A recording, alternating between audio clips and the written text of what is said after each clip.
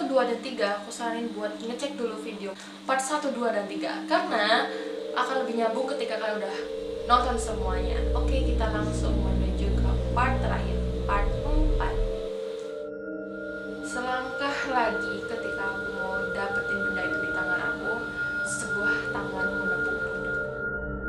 Ketika aku akhirnya udah ke dapur masak, aku dengar suara pintu depan terbuka.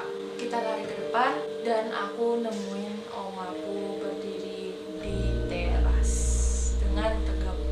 Padahal posisinya omaku sama sekali nggak bisa jalan. Di situ kita langsung nyamperin oma. Dengan nada kaget, oma langsung melihat ke belakang dengan tatapan yang kosong.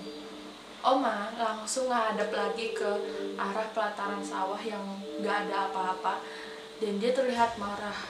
Padahal di situ nggak ada orang sama sekali. Dia berteriak dengan bahasa Minang.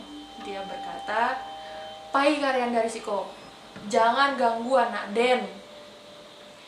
Terus tiba-tiba oma terjatuh. Kita langsung panik, aku langsung manggil bunda dan tanteku, mamanya Rizky. Kita langsung bawa oma balik ke dalam kamar serentak dan posisinya udah jam 3 pagi. Tiba-tiba jam 3 pagi itu langsung turun hujan deras dan banyak lolongan suara anjing malam-malam. Keesokan harinya, tanteku, adikku, dan 3 sepupuku mutusin buat pergi ke Padang untuk berkunjung ke rumah keluarga. Lalu hanya sisa aku, nenekku, dan bunda. Di situ aku merasa feelingku nggak enak. Dan aku langsung meyakinkan adikku yang kandung untuk gak usah ikut pergi ke sana. Karena untuk pergi ke Padang dari kampung halamanku di Batu Sangkar itu harus ngelewatin banyak jalanan yang cukup menyeramkan dan memakan nyawa. Akhirnya mereka tetap bersikeras buat pergi. Sore tiba, nenekku sedang duduk di kursi rodanya di pinggir teras tempat dia berteriak tadi malam. Aku lantas duduk di sampingnya. Dia berkata padaku, "Sudah betul tempatmu di Jogja. Kamu tinggal cari tahu aja harus kemana." Tiba-tiba nenekku ngomong seakan-akan dia sehat. Gak kayak orang sakit yang biasanya dia ngomong terpatah-patah. Aku langsung ngomong, "Iya Oma, kalau boleh tahu, kemarin Oma manggil-manggil Ara waktu Ara di parang kritis. Ada apa ya?"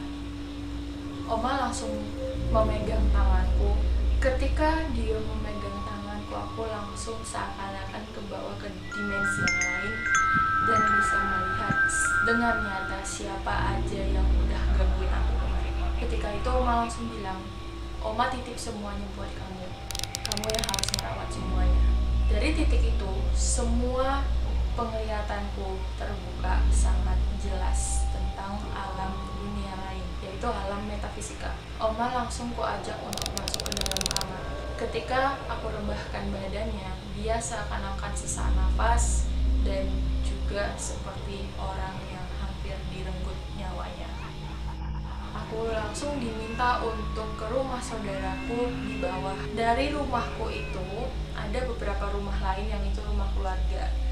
Dan posisinya cukup dekat, namun untuk akses ke sana aku harus melewati pematang sawah yang agak licin karena posisinya habis hujan. Jadi aku diminta untuk memanggil abangnya Oma atau atukku. Ketika aku turun ke bawah, itu tiba-tiba langit udah gelap banget dan aku jalan seperti ditahan melewati pematang sawah itu dengan sayup-sayup angin yang sangat bergemuruh. Aku jalan menuju ke rumah keluargaku ke bawah.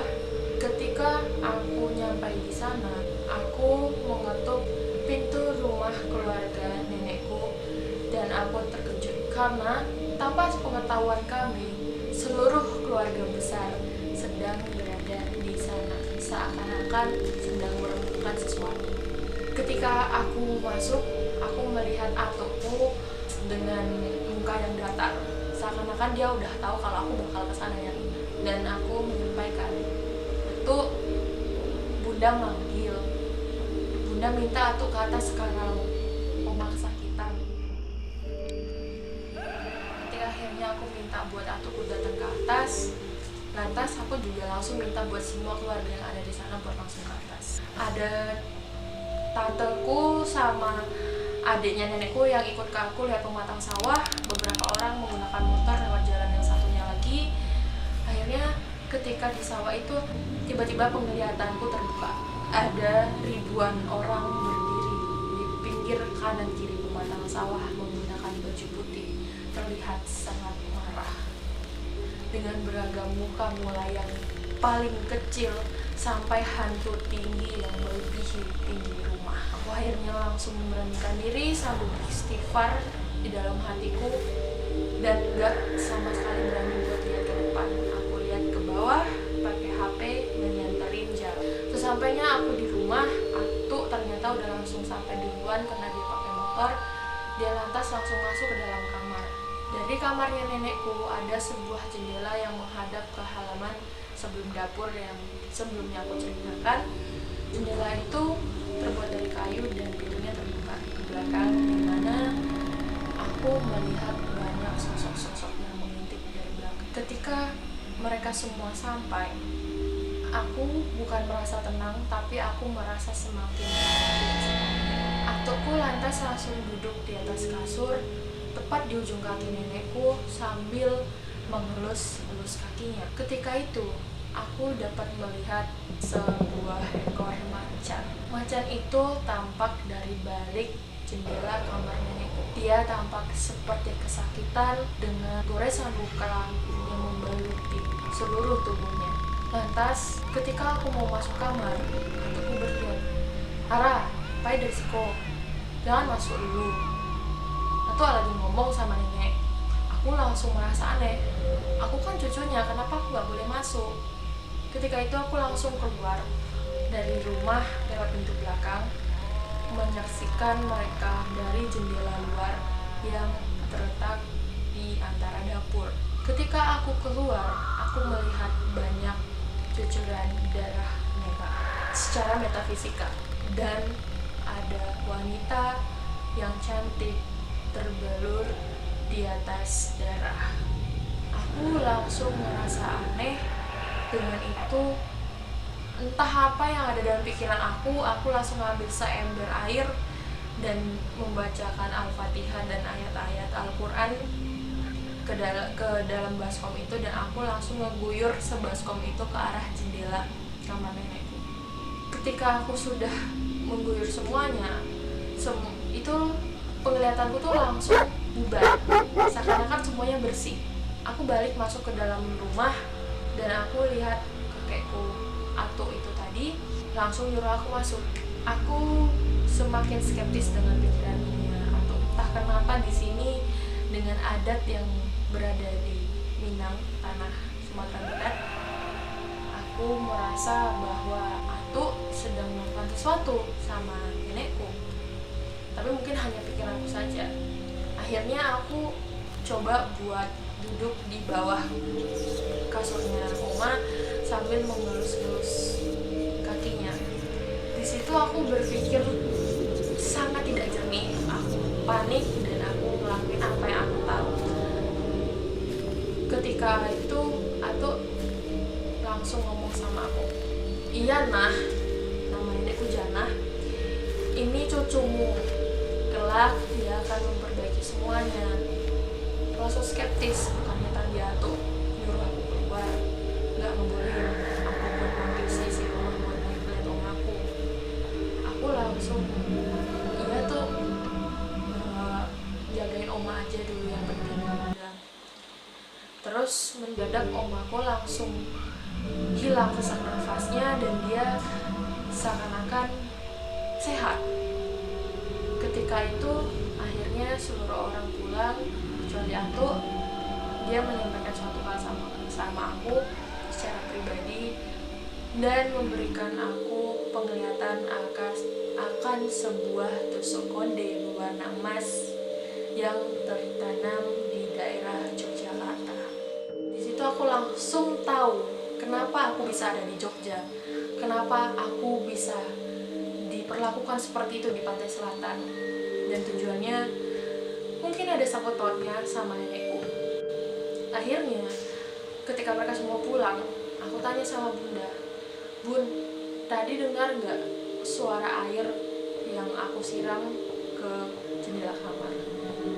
Bunda dengan tatapan kosong, ketakutan, dia bilang, "Bunda gak denger apa-apa, kamu abis nyiram apa? Suara apa?" Di situ aku langsung bingung. Padahal baru tadi aku nyiram seember besar air ke arah jendela. Tapi mereka satu ruangan itu gak ada yang mendengarin itu sama sekali. Dari hari itu, om aku berkata kepada aku untuk menitipkan seluruh pegangannya sama aku dan untuk membersihkan seluruh roh jahat yang pernah dia simpan.